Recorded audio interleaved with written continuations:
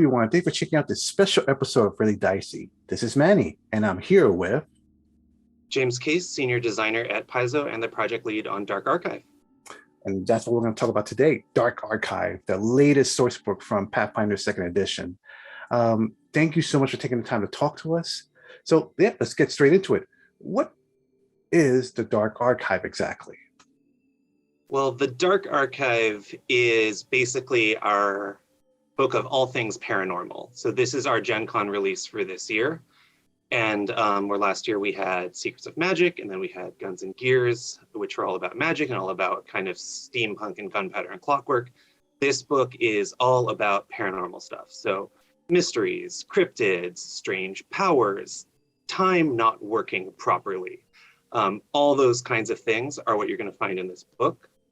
And then in universe, the Dark Archive was kind of this faction that existed in Pathfinder First Edition that was your bureau of investigating weird mysteries and that kind of thing. But it's not around in Second Edition. It was kind of, you might say, absorbed, you might say shut down. And so kind of the framing device we have here is, what if one person kind of, as the building was getting shut down and as all the clearance was being revoked, just kind of grabbed all these files and booked it out the door.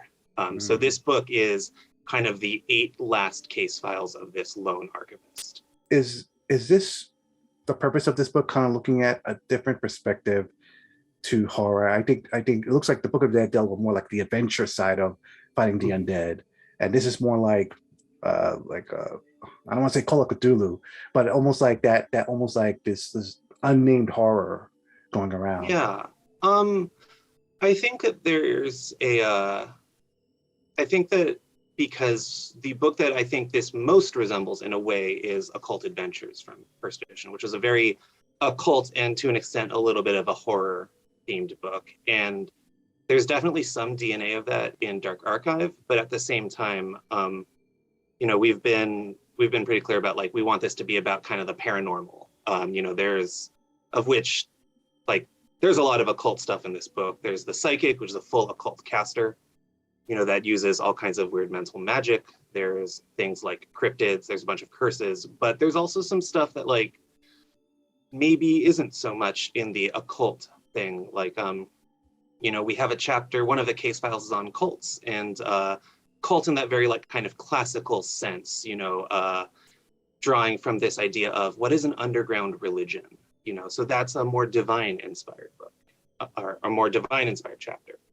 Then we have something like the Deviant Abilities, which have, some occult magic, but also some arcane magic and also some primal stuff. And then you have things that are kind of outside of the framework altogether. If you could categorize everything neatly, it wouldn't really be too much of a mystery, right? So I think that this book is less of a maybe straight up horror book, although there's certainly some creepy stuff in it. The art of the mutant unicorn will haunt me for quite some time. It's very creepy. But there's also a lot of it's more about exploring the mystery and just, not knowing what's around every corner, not knowing, not being able to cast a divination and instantly know all information about a target and that kind of thing. So maybe occult as one part of the paranormal, but not the whole part. So this book is almost like in 2 parts. The first 50 pages deal with 2 new classes that you can be. The Thaumaturge, I hope I'm saying that right, and the Psychic class. Yeah. And then the rest deal with the stolen case files, all the world building beyond that. So let's, if I may ask you some questions about the classes a little bit. Go for it. Thaumaturge, I've been asked, I think the number 1 question I've been asked about it is exactly, what is it? Is it another mage? And peeking into it a bit, it sounds like a bit of like John Constantine, maybe a little bit of the Black Knight from Marvel Comics. How would you describe this class? This class started from that seed of occult detective, somebody who definitely in the vein of Constantine, definitely in the vein of maybe something like Harry Dresden, the web novel Pact is one that I like a lot, that there's some DNA of that in there. But it is about the kind of person who moves through the supernatural and doesn't, can't just open gates with their mind, isn't doesn't have divine power, but they have to kind of scrounge bits of it from a lot of different places. So the Thaumaturge is kind of your kind of mystic detective and like your frontline investigator into the paranormal. So the Thaumaturge's whole thing is that they are a frontline martial character. You know, they really do hit like a truck, because they have the special ability to kind of, when they see an unknown creature, they can try to recall some bits of lore about it. And then if it has a weakness to anything, they can start to apply that weakness, even if maybe they're not using the right thing. So this could be anything from, you know, if they see if they identify this wolf as a werewolf, they're like, well, werewolves are weak to silver. And so they might rummage about in their pockets for a bit of silver or something that has kind of this like connotation to silver, and they apply that to their attacks. And now all of their attacks deal damage as if they were silver. But this can also be something a lot more abstract. This can be anything from, maybe they're fighting an undead that doesn't have a whole lot of specific weaknesses. And they're like, well, undead are dead, so I'm going to bring out this like fresh flower because that's something very alive and has a lot of vitality. And then that's the thing they use to attack the undead's weakness. So it has a lot of hooks for story, and you can kind of bring this in. You know, I think Mark Seifter, who was my co-lead on this book and one of the cover authors and who wrote the Thaumaturge class, I think found a thread of people on the Paizo forums who were just kind of coming up with these like free association, like, against this creature, what would I use? So that's a lot of fun. They also have a number of mystic implements. So they have things like, you know, the one that are iconic Mios. They carry the lantern, and the lantern is all about seeing the unseen. You know, it allows you to kind of auto dispel, you know, some illusions and see the invisible and that kind of thing. But you might also go for something like, you know, like the bell. The bell is a mystic implement, and when you ring it, it disrupts enemies. So it's a lot of these kind of a less kind of hard magic that you see, you know, where if you cast fireball, a fireball is always like this, it does this damage, and more of these kind of softer, more kind of interpretive forms of magic that they use to basically track down and confront the unknown. The psychic class. So when I first heard this, I started thinking like old school D&D version of how they did psychic rules from first and second edition. But when I took a peek at the book, I noticed that it's not like psychic in the sci-fi sense. It was more like psychic spells. And I was just curious, is it just so from a rules mechanic sense, was it just a way to define the abilities for psychics, or is it because of the world flavor or the world building where you just wanted to, psychic is not maybe the same thing that I imagine it to be. How would you describe that exactly? Well, going back to first edition, you know, back then in Occult Adventures where the psychic first came out, but I think even possibly before that, you know, when they started, you know, creating Golarion, I think the decision was made that psychic is a form of magic. It's a fundamental way that you cast magic. So it's not, I know that some other games have handled it that, like, you know, magic and, you know, psychic powers or ESP abilities or psionic, you know, whatever, have been kind of, they work on different axes. So maybe if you have like magic resistance, that doesn't affect against psychic powers. But even back into first edition, psychic is always a way that you use a kind of magic. And it operates a little differently, but it's still at the end of the day magic. And so we knew that, you know, especially in the second edition of the game, we've been trying to tie a lot of the classes and even in the rulebook line a lot more tightly to the lore of Golarion. So I think, you know, we talked a little bit about how the psychic might feel a certain way, but it ultimately, I think, was always going to be a spellcaster in that sense. And that also gives us, you know, the Thaumaturge is a martial class.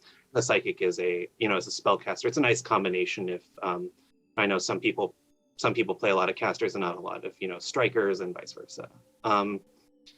but at the same time, I really like a lot of that kind of, more that like sci-fi, more. I think to me, the thing that's cool about psychic powers in a lot of media is that they come from within you. They're not a thing that you necessarily find in a spell book so much. And so one of the things that the psychic does that, so the psychic was the class that I designed of the two classes. And one of the things that I wanted to have was I wanted you to feel like you always had access to some psychic power. So they are a very, while they do have spell slots, they have fewer of them than a normal, like a bard or a wizard or a sorcerer would. But instead they get a lot of cantrips, which you can use just over and over and over in Pathfinder. And then they also get ways to amp up these cantrips using their focus powers. So it has that, I was trying to go for that kind of trope of, you're trying to like lift this boulder and you can't, and then you like really strain and then you can lift it. But it's not a different spell per se. It's, it's your same power, but you're just kind of putting more oomph into it. So the psychic has this very kind of like, a lot of their abilities are ones that they can use a lot, but they just have to figure out where they're kind of spending their power and how. So the stolen case file. So I took a peek at this book about it, and I noticed that each section. So there's the cryptids, secret societies, deviant abilities, mirrors and imposters, cults, curses and pacts, temporal anomalies, which I personally love, and mindscapes, which I also love that too, just because of an old 80s movie, Dreamscape. I always wanted to see that in a role-playing game effectively, and I finally see it after all these years. So I'm very excited about that. But I noticed that in each section it's not just lore. It's very complicated section. There is an adventure for each section. There's also like adventure seats also at the end. There are spells, but there's also pages dedicated to a spell with a huge, like a story around it. Yeah. If I may ask, what was the idea behind constructing these sections? I think from the start, one of the words that we really found ourselves coming back to a lot was like eclectic and esoteric. So if, say, the whole book was full of cryptids, it wouldn't kind of have that. You would start to kind of figure out the rules of it, and then you wouldn't really be off guard quite so much. So we knew that we wanted to cover a very broad number of tropes. We went kind of back and forth on how many and what kind at certain times, and we came down with the 8 that we thought were 8 really classic paranormal things that were each a different flavor. So each one is a case file. So the approach was basically a case file starts with some lore to get you kind of familiar with this topic, and this lore is by the narrator of the book, that archivist KHW, who kind of grabbed all the case files and ran. So that's where you learn about the unknown, and then it has some options in the middle, which is anything from player options, maybe some spells, maybe some feats and archetypes, maybe a versatile heritage. It really can be anything. So that's the tools you get to play with the unknown. And then it concludes with a case file that's like a short, I think they're about 6 pages, a short, maybe 1 session mini adventure that just throws you in to experience the unknown yourself. So that was the kind of like, learn about it, get the tools to play as it, and then go off and experience it. And so that's kind of the pattern that all the case files take. And then the micro adventures can, if you're familiar or if anybody had played the playtest adventure Doomsday Dawn, that was our playtest adventure, and it basically hopped around Golarion in kind of time and space. It was a sort of grand tour. And this does something a little similar where you basically go around Golarion. There is maybe a cryptid that the cryptid adventure takes place at the Lake of Mist and Veils, whereas the deviant abilities adventure takes place in Arcadia, and the temporal anomaly adventure takes place in Tiansha. So we really wanted to get that kind of like eclectic, scattered, the paranormal is everywhere kind of feeling. And then between them are these little incident reports. These are just one page. They are about a trope that we didn't devote a full case file to, but would still be kind of cool. These were just open pitches.